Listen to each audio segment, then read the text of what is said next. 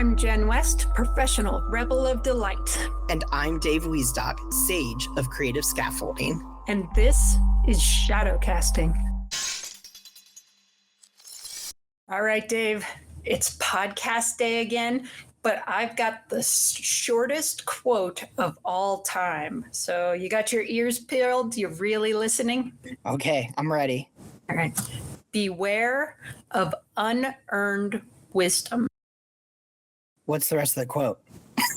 That's it. That's the whole quote. Beware. That's so ominous. Yeah. Beware of unearned wisdom. This quote is attributed to Carl Jung, but I couldn't find in what context he actually said it.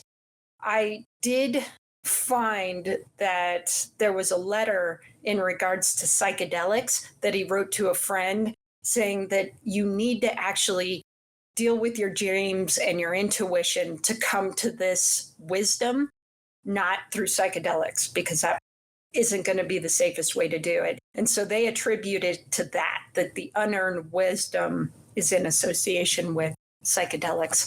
But I like the quote in general, so I just like to riff on it a little. That's far out, man. Yeah, I can totally see where he's coming from, because with the psychedelics, you haven't done any of the prerequisite work, and you can get unconscious insights that maybe you're not ready for yet and that take you down the wrong path, or you read into them something that isn't really there. And I think when we do internal work or we actually practice something like meditation, or the unconscious bubbles up when we're ready to experience it. Yeah. I love this quote. I've heard it a few times over the years, and it's funny. I actually heard about this from a different perspective before I knew it was about the psychedelics. And it was more attributed to disciplines and philosophies that have almost a sort of initiation or a gated type of, you can only learn this at this level, this sort of thing. And they were using it as a criticism that, when you join a organization or a philosophy or a discipline, that you should just be able to access all the information right away. And I find it funny because even in sort of the disciplines that you and I share together, we kind of see this come up every now and then. What's interesting to me is it is right there if you're willing to look. And I think that's sometimes where the unearned wisdom, at least for me, comes from, and is that we can give you all the knowledge, but the wisdom, and I've always loved this quote that I'm paraphrasing, but wisdom is the application of knowledge, right? It's that other step of, okay, you've embodied it and now you've applied it. And it gets dangerous if you start applying knowledge that you aren't aware, A, that you're applying, or B, misapplying knowledge and thinking that that's wisdom, because wisdom is just the application of knowledge. It doesn't mean it's the correct application of that knowledge. And so sometimes you can unintentionally do more damage than good with that, I think.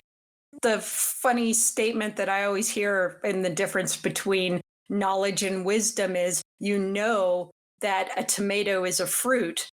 Wisdom is knowing not to put it in a fruit salad. And it is that. If you put a tomato in a fruit salad, you're going to know you made a mistake. I was going to say, is unearned wisdom eating that fruit salad with the tomato in it? Well, it's putting it in and then thinking people are going to like it. That's your unearned wisdom. You're like, it's a fruit. And then you take it to somewhere and they're like, why are there tomatoes in this? Yes, that's so funny.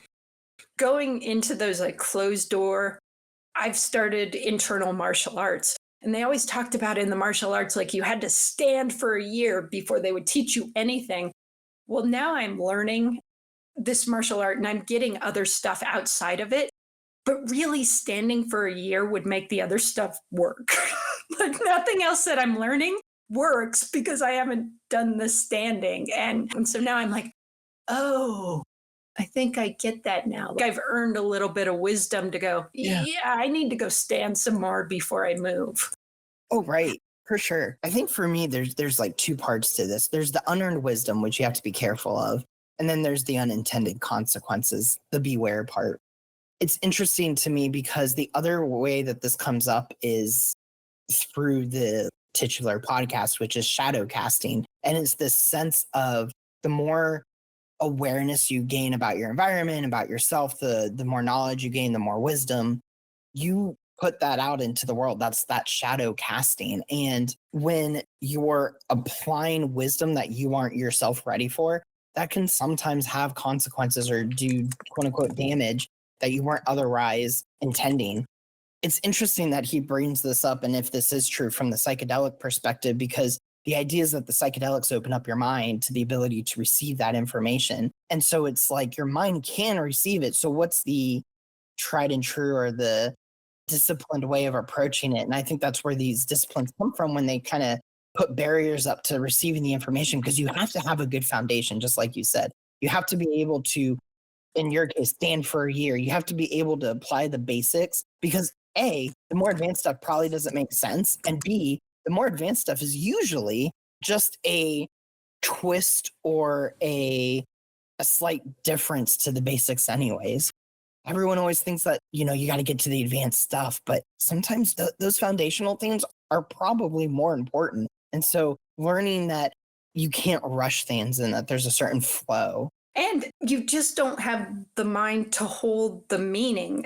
In Bagua, there's circle walking, and it's the first thing you learn, and it's the most advanced thing you will learn. And so you get it at the beginning, but you don't get it forever. It's this process that keeps growing. And so your understanding of it changes as you get more wisdom in the practice. And I think that's what Jung is getting at. It's like you got to start where you are. Even if you're reading the Tao Te Ching, those little quotes about do nothing while you get everything done.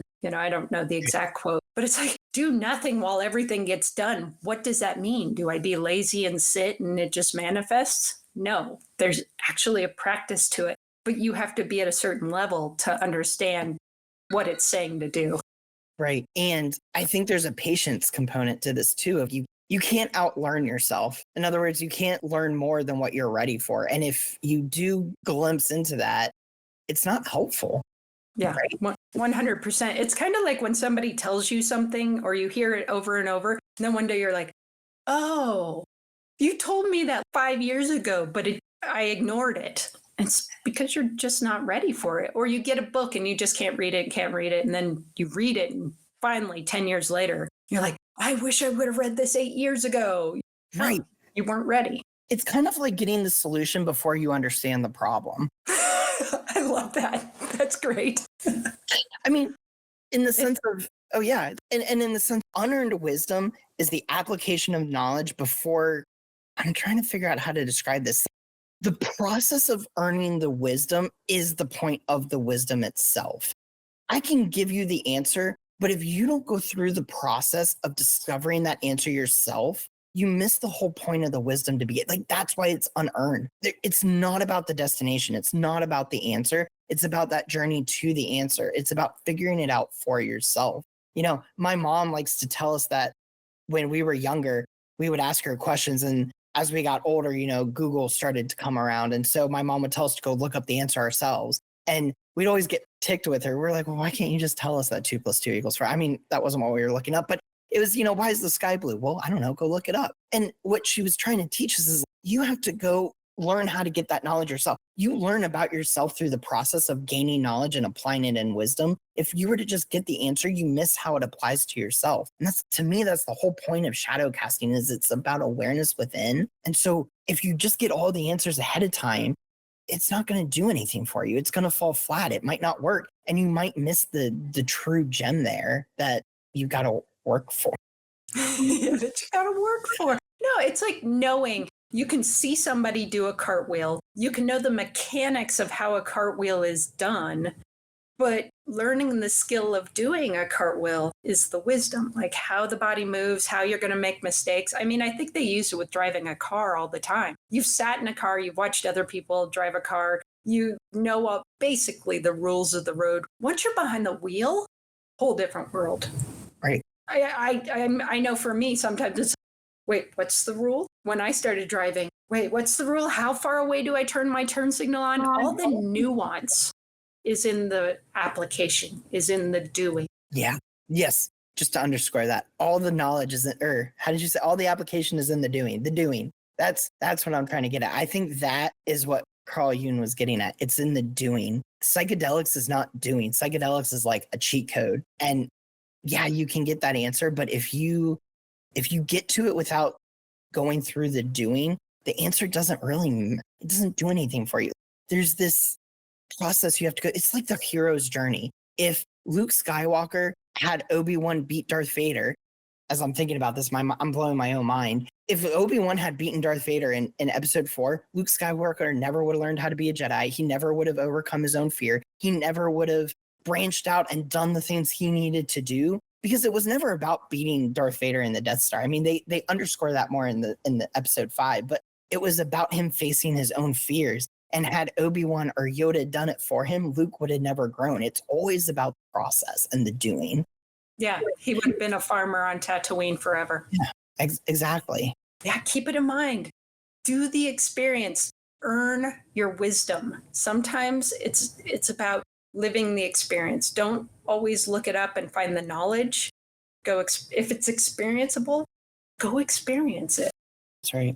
So share in the comments, where's the last time that you may have had unearned wisdom, or maybe a time where you did earn a wisdom and you really realized that there was the gem, not just in the wisdom, but in the process that it took you to get to that wisdom, or that was more important than the answer you got at the end.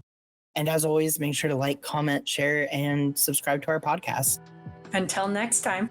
See ya.